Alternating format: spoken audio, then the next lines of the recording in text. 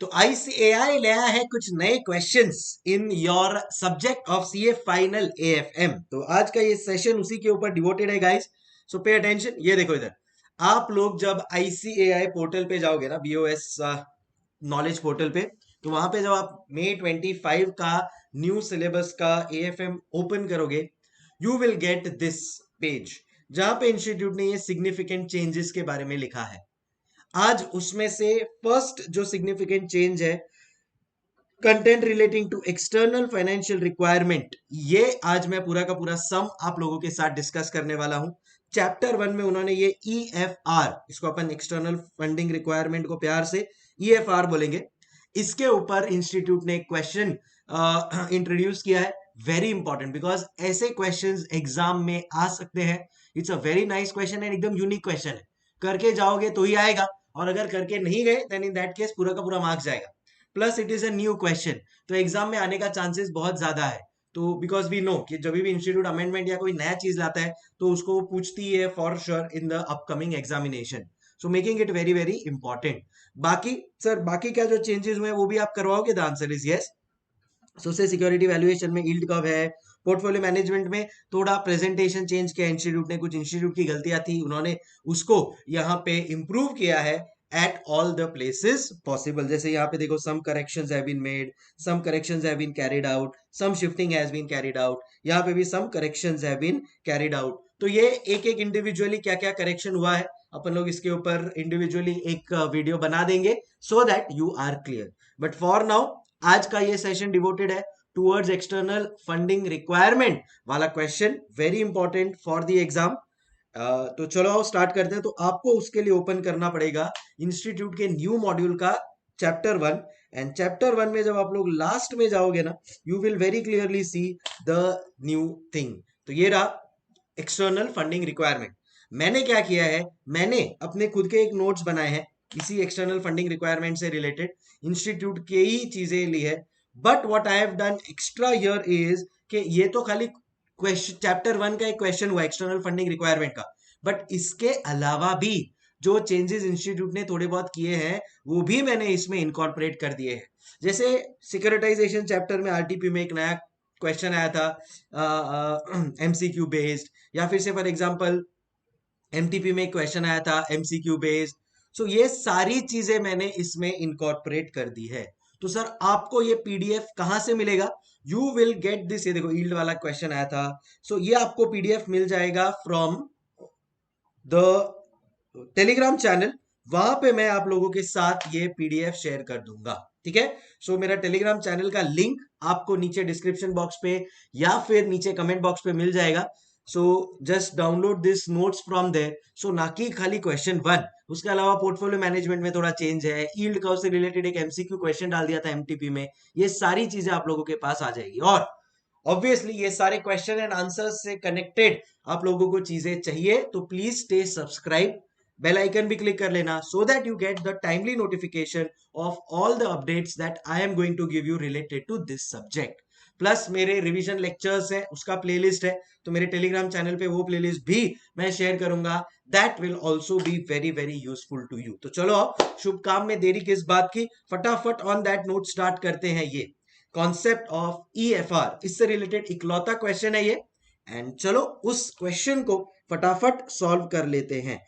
बाकी जिन्होंने भी न्यू ऑप्टिमाइज्ड ऑर्डर की है, मैजिक बुक ऑर्डर की है, इट इज फुल्ली अमेंडेड। सो आपको वो मैजिक बुक करने के बाद और कुछ भी करने की जरूरत नहीं है, ऑप्टिमाइज भी टोटली अमेंडेड है। So again all inclusive. So if you are planning to buy that also, description पे या कमेंट पे मैं लिंक दे रहा हूं, the book will be all yours. तो चलो आओ आ जाइए इस बैलेंस शीट के ऊपर। आप लोग, अगर आपके पास ये नोट्स नहीं है तो आप लोग इंस्टीट्यूट का मॉड्यूल भी ओपन कर सकते हैं। सेम टू सेम चीज जो इंस्टीट्यूट के मॉड्यूल में लिखी है वही मैंने नोट्स में लिया है। So you don't have to worry at all, और उसी को सिस्टमैटिकली एकदम अच्छी तरह से नोट्स फॉर्म में कन्वर्ट करके मैं आप लोग को पढ़ाऊंगा। चलो स्टार्ट करते हैं। Just open this.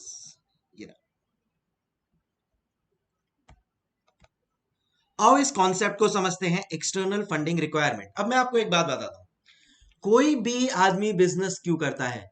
Can I से टू थिंग्स, एक कि भाई मेरा एकदम अच्छा सेल्स हो जाए, रेवेन्यू ग्रोथ हो जाए मस्त वाला, एंड सामने मेरा प्रॉफिट भी बढ़ जाए, बराबर है। बट अगर मैं आपको एग्जांपल दूं ऐसी कंपनीज का जिनका सेल्स बढ़ रहा है बट ना उनका प्रॉफिट बढ़ रहा है, एंड धीरे धीरे उनके बैलेंस शीट की हालत ऐसी हो रही है दैट कंपनी के liabilities exceed the assets and company बंद होने की कगार पर है। एक एग्जांपल ले लेते हैं बाइजूस का, right. Byju's was valued at what, $20 billion क्या क्या, बट इवेंचुअली कंपनी बंद हो गई। यार ऐसा नहीं कि कंपनी के सेल्स ड्रिप हो रहे थे होंगे, बट उससे भी ज्यादा दे टुक मोर इक्विटी, उन्होंने डेट अनाप शनाप ले लिया, बैलेंस आउट नहीं किया चीजों को। तो भले ही आपकी सेल्स बढ़ भी रही हो बट सामने आपका इंटरेस्ट कॉस्ट इतना बढ़ जाएगा या आपने इक्विटी इतनी ज्यादा डाइल्यूट कर दी that the company will be in a mess, and वो कंपनी बंद भी हो सकती है, एंड हो गई। एंड ऐसा एक नहीं बहुत सारे एग्जाम्पल है। बहुत सालों पहले और एक कंपनी हुई थी जिसका नाम था सुभिक्षा रिटेल। उस कंपनी का टर्नओवर था वो टाइम पे, मतलब मैं बोलूं कब, आज से 15 साल पहले, 20 साल पहले, वो कंपनी का टर्नओवर था मोर देन 2000 करोड़। ये फंडिंग वंडिंग और ये सब स्टार्टअप तो अभी आया, 20 साल पहले तो इतना कुछ था नहीं।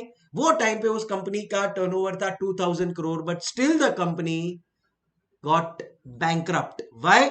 बिकॉज सेल्स इंक्रीज हुआ, बट सामने आपको खाली सेल्स नहीं देखना होता है, और भी चीजें कनेक्टेड होती है।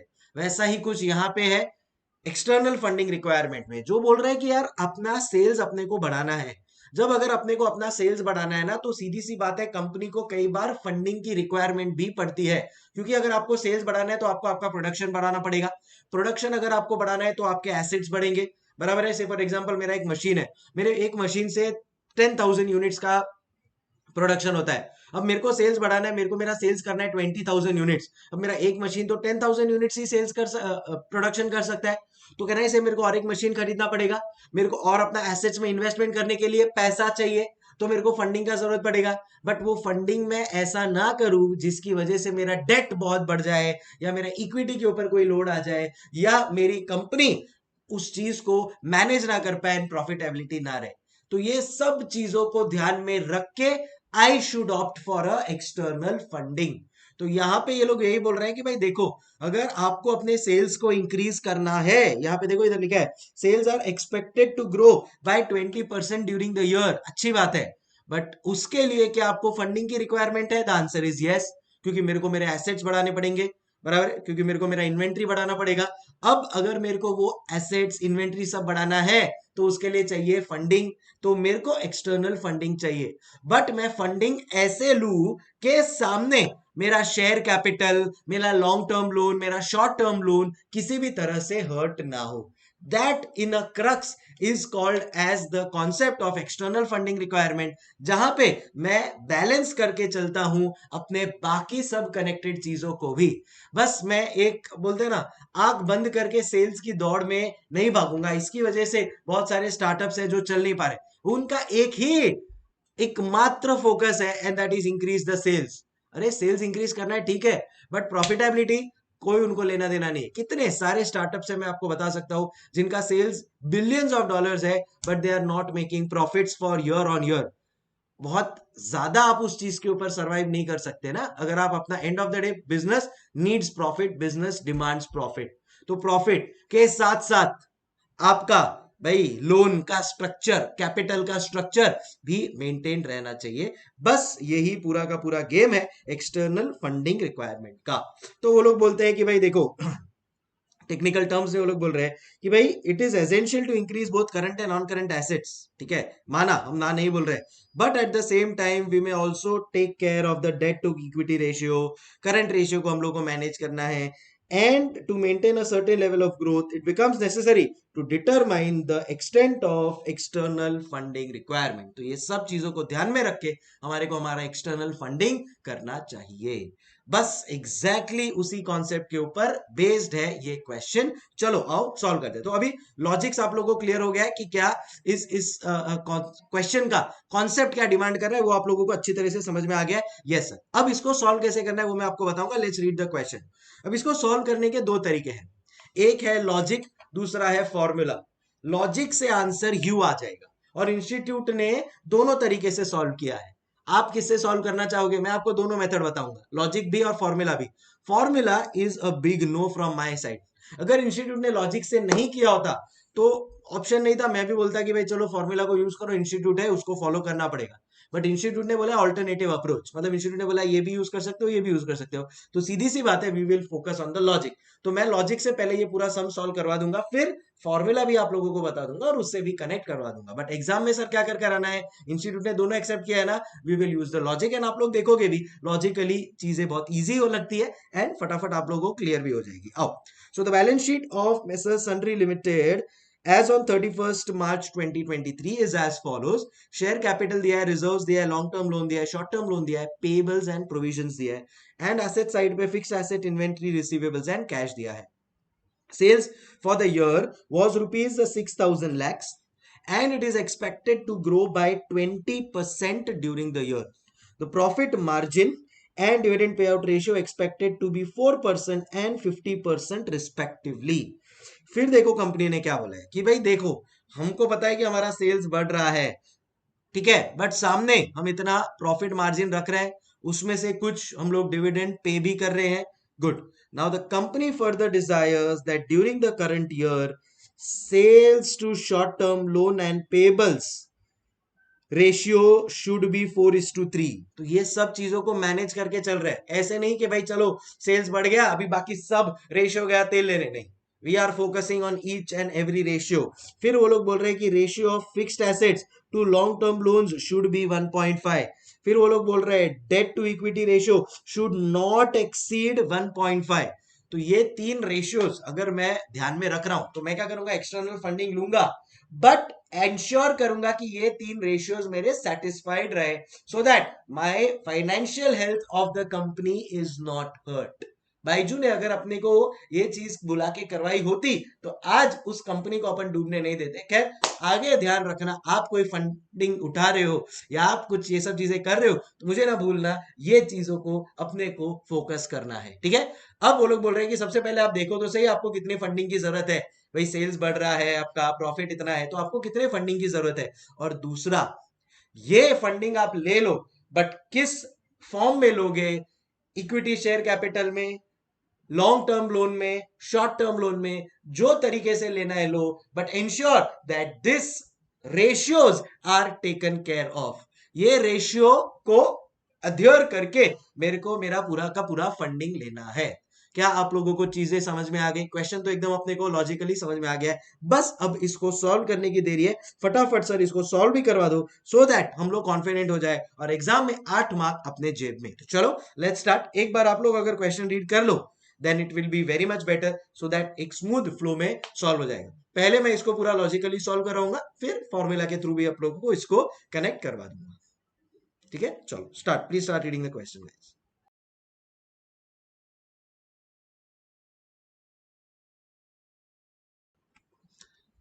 चलो गाइस, सो सबसे फर्स्ट थिंग इज कि कितना फंड चाहिए, सर वो तो बताइए। सो कितना फंड चाहिए is dependent on the sales. देखो एक बात समझो, अगर मेरे को मेरी कंपनी का सेल्स बढ़ेगा देन इन दैट केस मेरे को मेरा प्रोडक्शन बढ़ाना पड़ेगा। अगर मेरे को मेरी कंपनी का प्रोडक्शन बढ़ाना है तो मेरे को ज्यादा इन्वेंट्री स्टॉक में रखना पड़ेगा, तो ये अफेक्ट होगा मेरा, क्या अफेक्ट होगा, मेरा इन्वेंट्री अफेक्ट होगा। मेरे को रॉ मटेरियल ज्यादा परचेज करना पड़ेगा, रॉ मटेरियल परचेज करूंगा तो पेबल्स मेरा अफेक्ट होगा। अगर मेरे को ज्यादा प्रोडक्शन करना है तो मेरे को उतना मशीनरी एक्स्ट्रा की जरूरत लगेगी, मेरा फिक्स्ड एसेट अफेक्ट होगा। जब मैं सेल्स ज्यादा करूंगा तो मेरे डेटर्स बढ़ेंगे तो मेरा रिसीवेबल्स अफेक्ट होगा। और ऑब्वियसली जब मैं सेल्स करूंगा तो मेरे को कैश की भी रिक्वायरमेंट होगी, तो ये भी चीज अफेक्ट होगी। तो अगर मेरा सेल्स कितने से बढ़ रहा है, 20% से बढ़ रहा है ना, तो वो सब का इंपैक्ट मेरे टोटल एसेट लेस मेरा जो पेबल्स है ये सब के ऊपर आने वाला है, and they will also increase by that much percentage. बस उतना ही मेरे को फंडिंग चाहिए। तो आओ यहाँ पे अपन लोग लिखते हैं, ये सारी चीजें टेलीग्राम पे शेयर कर दूंगा मैं गाइस, सो आप लोग वहां से डाउनलोड कर सकते हो। तो क्या बोला मैं आप लोगों को कि भाई मेरा यहाँ पे अपन लोग सम कर रहे हैं एक्सटर्नल फंडिंग रिक्वायरमेंट का। मेरे को बोला है कि बॉस अपना सेल्स अगर 20% से इंक्रीज होने वाला है तो उसका इम्पैक्ट किस किस के ऊपर आएगा? सर उसका इम्पैक्ट आएगा फिक्स्ड एसेट के ऊपर, उसका इम्पैक्ट आएगा आपके इन्वेंट्री, कैश, डेटर्स, मतलब बेसिकली करंट एसेट्स के ऊपर। इसमें आपका इन्वेंट्री आ गया, कैश आ गया, डेटर्स आ गया, एंड ऑब्वियसली इसका इम्पैक्ट आएगा आपके करंट लायबिलिटीज के ऊपर। ये तीनों चीजों के ऊपर उसका इम्पैक्ट आएगा। तो चलो आओ देखते हैं कितना है मेरे पास फिक्स्ड एसेट्स, कितना है मेरे पास इन्वेंट्री, कैश, डेटर्स, एंड कितना है मेरा करंट लायबिलिटीज। तो फटाफट मैं अगर देखता हूं यहाँ पे तो चलो इंस्टीट्यूट का भी ओपन किया तो सेम ही है। सो ये देखो इधर फिक्स्ड एसेट है 6000, इन्वेंट्री, रिसीवेबल्स एंड कैश है 5000, 2400 एंड 600। सो ये है मेरा 6000, इन्वेंट्री है मेरा 5, 2400 and 600। So 5000, 2400 and 600। So total हो गया 6000 प्लस 8000 विच इज 14000। सर सीधा सीधा आप लिए क्यों नहीं? सीधा सीधा टोटल एसेट भी ले सकते हैं ना? अरे हाँ ले सकते हैं, एग्जाम में भी आप ले लेना, बट मेरे को तो फिलहाल सिस्टमैटिकली पढ़ाना पड़ेगा ना आपको। मैं तो आपको एक एक पॉइंट क्लियर करवा के करवाते जाऊंगा ना, तो इसके लिए उस हिसाब से मैं करवा, बाकी आप डायरेक्टली ले सकते हो, कोई प्रॉब्लम नहीं। लेस करंट लायबिलिटीज, याद रखना एसेट बढ़ेगा तो उतना अपने को लायबिलिटी में भी, भाई मैं अगर डेटर को उतना मेरा डेटर बढ़ेगा, उतना मैं डेटर को टाइम दूंगा पैसा देने के लिए, तो मैं क्रेडिटर भी हूं, मैं रॉ मटेरियल भी लूंगा उतने ही टाइम के क्रेडिट के लिए। सो मेरा कितना है, पेबल्स इज 2000, सो उतना मैंने माइनस कर दिया। सो ये मेरा हो जाता है 12000। सो अब मेरा आज की तारीख में मेरा टोटल नेट फिक्स्ड एसेट है, नेट टोटल एसेट है 12000। मेरा सेल्स बढ़ा है कितना, 20% से। तो अब मेरा नेट एसेट कितने से बढ़ेगा, उसी 20% से। एंड अकॉर्डिंगली मेरे को एक्सटर्नल फंडिंग का रिक्वायरमेंट कितना होगा, रादर इधर मैं लिखता हूं मेरे को फंडिंग का रिक्वायरमेंट कितना होगा। तो मेरे को अभी फंडिंग चाहिए, मेरे को एफ आर लिख रहा हूं मैं, फंडिंग रिक्वायरमेंट, मेरे को चाहिए फंडिंग रिक्वायरमेंट। तो मेरा फंडिंग रिक्वायरमेंट कितना हो जाएगा, 2400। मेरा फंडिंग रिक्वायरमेंट कितना हो जाएगा, 2400। Are we clear everybody? So 12000 का 20% इज 2400। सो अब मेरा नेट, जैसे मेरा सेल्स इंक्रीज हो रहा है उसी प्रपोर्शन में मैं मेरा नेट फिक्स्ड एसेट जो है उसको इंक्रीज करूंगा, विच विल बी इंक्रीज बाय 20%। सो मेरे को फंडिंग कितना चाहिए, 2400 का। सो मेरा फंडिंग रिक्वायरमेंट कितना आ जाता है गाइस, मेरा funding requirement is equal to 2400। क्या लैक्स है, जो भी है वो इधर इन लैक्स है ना, तो 2400 लैक्स का मेरा फंडिंग रिक्वायरमेंट है। बट वेट, इस फंडिंग में से भाई मेरा जो थोड़ा बहुत मैंने प्रॉफिट कमाया है उसको मैं यूज करूंगा ना। भाई मेरा सेल्स इंक्रीज हुआ है तो उसकी वजह से मेरा प्रॉफिट भी तो आएगा। तो यहां पे अब मैं बोलता हूं कि मेरा सेल्स इंक्रीज हुआ है कितना, 20% से। So I will write here current sales is equal to 6000 lakhs. इस पे 20% इंक्रीज हुआ। सो कैन आई से अब मेरा 7200 का हो गया मेरा टोटल सेल्स, मेरा टोटल सेल्स हो गया 7200 का। इसका इन्होंने क्वेश्चन में बोला है बहुत क्लियरली, इसका 4% profit margin is expected to be 4%, profit margin is expected to be 4%। So मैंने इमीडिएटली क्या किया, इसका इमीडिएटली 4% मेरा प्रॉफिट मार्जिन आ गया, मेरा इमीडिएटली प्रॉफिट मार्जिन आ गया 4%। So 7200 into 4% is equal to 288 lakhs, is equal to 288 lakhs. क्या आप लोगों को ये बात समझ में आ गई? यस सर, 288 लैक्स अपने को ये वाली बात समझ में आ गई। अब इस 288 लाख में से 50% वो लोग बोल रहे हैं डीपीओ है। डीपीओ मतलब डिविडेंड पे आउट है बेटा। क्या है, डिविडेंड पे आउट। मतलब कहना इसे 144 लाख मेरा डिविडेंड पे आउट हो गया। बच्चा कितना, 50% बैलेंस।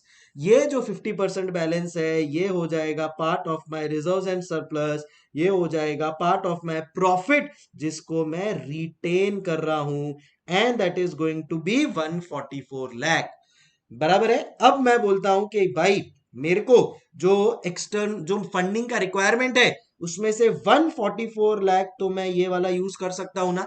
ये तो मेरा रिटेन अर्निंग है। रिटेन अर्निंग को मैं बोलता हूं कि भाई जो भी फंडिंग रिक्वायरमेंट है उस पे मैं दे दूंगा। यार बिजनेस मेरा ही है, मेरा ही बिजनेस प्रॉफिट कमा रहा है, तो फंडिंग रिक्वायरमेंट के लिए मैं यूज करूँ ना उसको। सो वहां पे मैं लिख दूंगा less retained profit, less retain profit. कितना मेरा रिटेन प्रॉफिट आया? 144 लैक्स। कैसे आया भाई? आज मेरा सेल्स है 6000, बढ़ेगा 20% से तो मेरा टोटल सेल्स हो जाएगा 7200 लाख।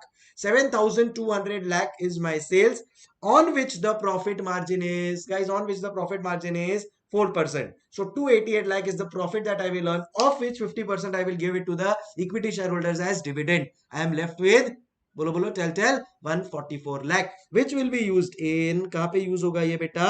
मेरे फंडिंग रिक्वायरमेंट के लिए। अब मेरे पास जो बचता है वो फंडिंग कहां से आएगा?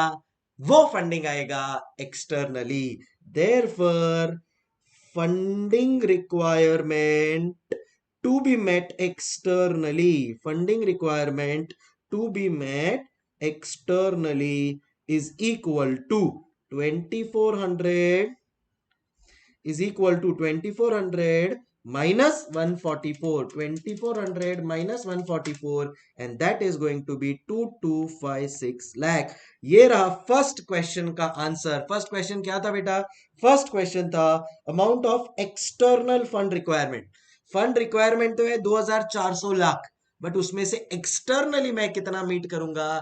2256, बिकॉज 144 लाख मेरा खुद का रिटेन प्रॉफिट है। क्या आप लोगों को समझ में आ गया गाइस? एंड ये देखिए ये रहा आपका balance to be made from external source, and it is 2256 lakh. First part of the question done. Second part of the question बोलता है भैया 2256 जो तुम्हारे को चाहिए वो तुम कहां से अरेंज करके लाओगे? या तो लॉन्ग टर्म लोन, या तो शॉर्ट टर्म लोन, या तो इक्विटी शेयर कैपिटल। जिधर से लेकर आना है लेकर आओ, बट मेरे ये जो यहाँ पे रेशियोज है ये इसमें से एक भी रेशियो नहीं हिलना चाहिए। ध्यान रखना, पहले ही बता रहा हूं मैं। हाँ, तो हमने बोला ओके सर, चलो आओ देखते हैं। तो मेरे को चाहिए टोटल 2256। इस 2256 में से, हेलो, इस 2256 में से सबसे पहला रेशियो जो मुझे ध्यान में रखना है वो क्या है? Company desires that the current year sales to short term loan and payable and provision should be in the ratio of 4:3। so कौन सा ratio? Sales upon sales to क्या? Short term loan and payable and provision. Sales to short term loan and payable is equal to 4:3।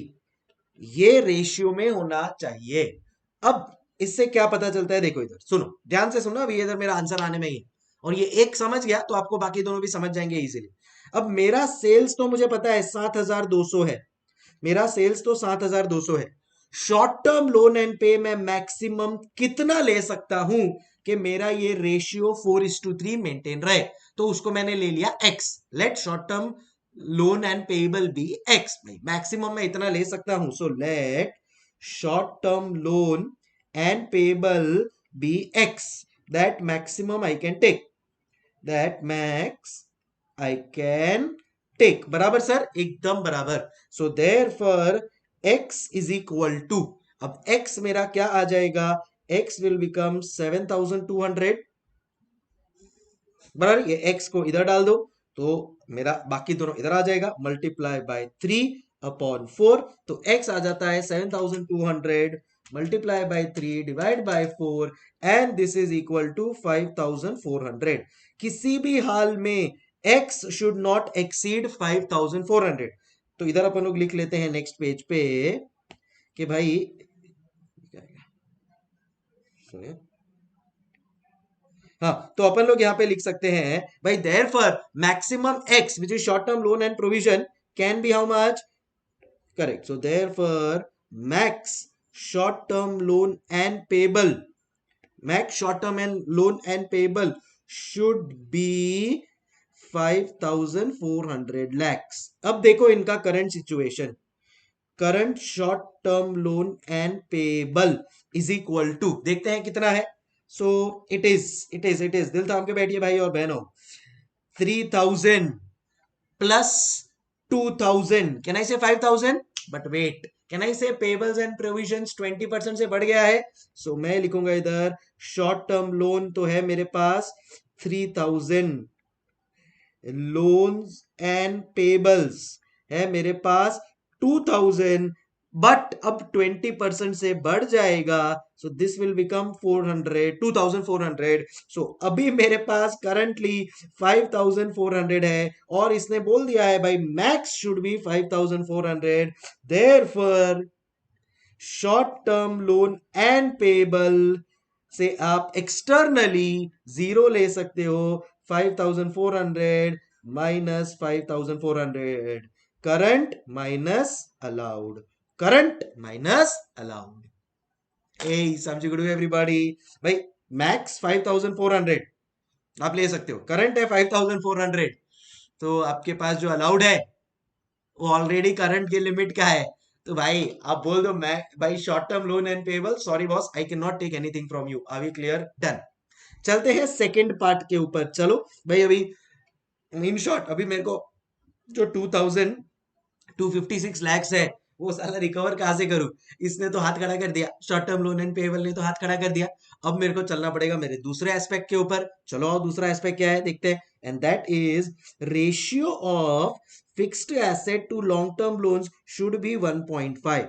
तो same चीज ratio of fixed assets to long term loans should be 1.5 is to 1 बराबर है.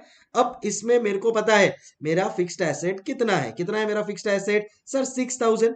But correct 20% से बढ़ जाएगा. आपको ये बात क्लिक हुई कि नहीं हुई? यस सर हो गई. So we will say 6,000 plus 20% increase upon long term loan is equal to 1.5. Long term loan हमको नहीं पता. Let that be x. So therefore long term loan is equal to 7,200. भाई ये 6,000 प्लस 20% करेंगे तो 7,200 हो जाएगा ना. 7,200 अपॉन 1.5 इज इक्वल टू 4,800. तो boss long term loan allowed कितना है? Allowed 4,800 less current long term loan is equal to कितना आ जाएगा? करंट लॉन्ग टर्म लोन बोलो बोलो चल चल. Current long term loan 4,000. Current long term loan 4,000 बराबर है. Therefore additional external funding requirement जो अपन लॉन्ग टर्म लोन से ले सकते हैं वो है 800 लैक्स. वो है 800 लैक्स. ए समझ गुड एवरीबॉडी. बोलो बोलो चल चल. टिंग टिंग टिंग. समझ में आया गाइस? है ना? मस्त है ना? अच्छा है ना? सिंपल है ना? बस यही तो चाहिए अपने को. हर चीज सिंपल लग जाए. सिस्टमैटिकली लॉजिकली समझ के करोगे ना everything is simple. Forex derivatives भी बस दिल लगा के पढ़ो. समझ के करो. बता रहा हूं मैं आपको. मेरे रिवीजन लेक्चर्स है यूट्यूब पे. देखो उनको. मजा आएगा आपको. बाकी आगे बढ़ते हैं. सो ये समझ में आ गया. Fixed asset upon long term loan. तो फिक्स्ड एसेट तो मेरे को पता है वो तो 6,000 प्लस 20% 7,200 है ही. Upon long term loan x is equal to 1.5. तो लॉन्ग टर्म लोन जो मेरा एक्स है वो मैं कितना अलाउ कर सकता हूं? मैं मैक्सिमम अलाउ कर सकता हूं 4,800. ओके. उसमें से अभी करंट कितना है? 4,000. ठीक है. एक्सटर्नल फंडिंग रिक्वायरमेंट उसका 800 लाख मैं कर सकता हूं. अब मेरे को और एक्सटर्नल कितना चाहिए? सी टोटल एक्सटर्नल फंडिंग रिक्वायरमेंट है मेरा. टोटल एक्सटर्नल फंडिंग रिक्वायरमेंट है मेरा 2,256. उसमें से लॉन्ग टर्म लोन मेरे को 800 लाख दे रहा है. बराबर है. So remaining external funding requirement कितना हो जाएगा? 2,256 minus 800 lakh and it is 1,456 lakhs. समझे कि नहीं? बोलो ना. राइट समझ गए. चलो अब ये जो रिमेनिंग एक्सटर्नल फंडिंग रिक्वायरमेंट है, इसके लिए मेरे पास क्या बचा है? इसके लिए मेरे पास बचा है इक्विटी शेयर कैपिटल। और उन्होंने थर्ड चीज के लिए क्या बोला है, देखो जरा, उन्होंने बोला है debt equity ratio should not exceed 1.5। सो यहां पे क्या बोला है? Debt equity ratio. आ जाओ थर्ड पॉइंट को देख लेते हैं अपन लोग। सो मेरा नेक्स्ट थर्ड पॉइंट है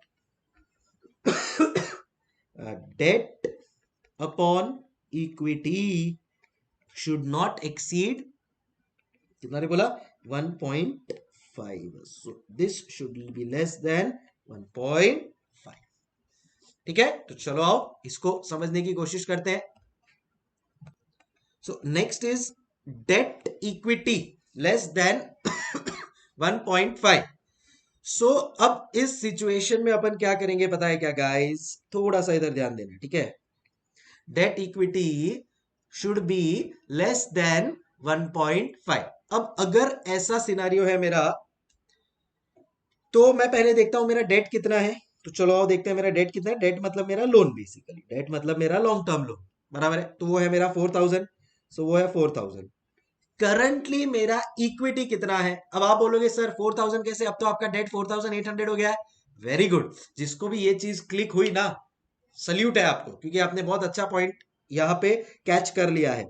जब ये सम को मैंने फर्स्ट टाइम सॉल्व किया था ना, मैं ये डेट 4000 लेके आया था, 4800 लेना भूल गया मैं। एंड देन फिर बाद में मैंने जब सोल्यूशन देखा, मेरे को क्लिक हुआ, ओ यार ये तो 4800 आएगा। सो छोटा छोटा चीज है, ध्यान में रखना है। अभी तो मेरे पास सोल्यूशन है तो I know it, but I am just sharing an honest thing with you, जो मेरे से गलती हुआ था। Debt upon equity, equity currently मेरा कितना है?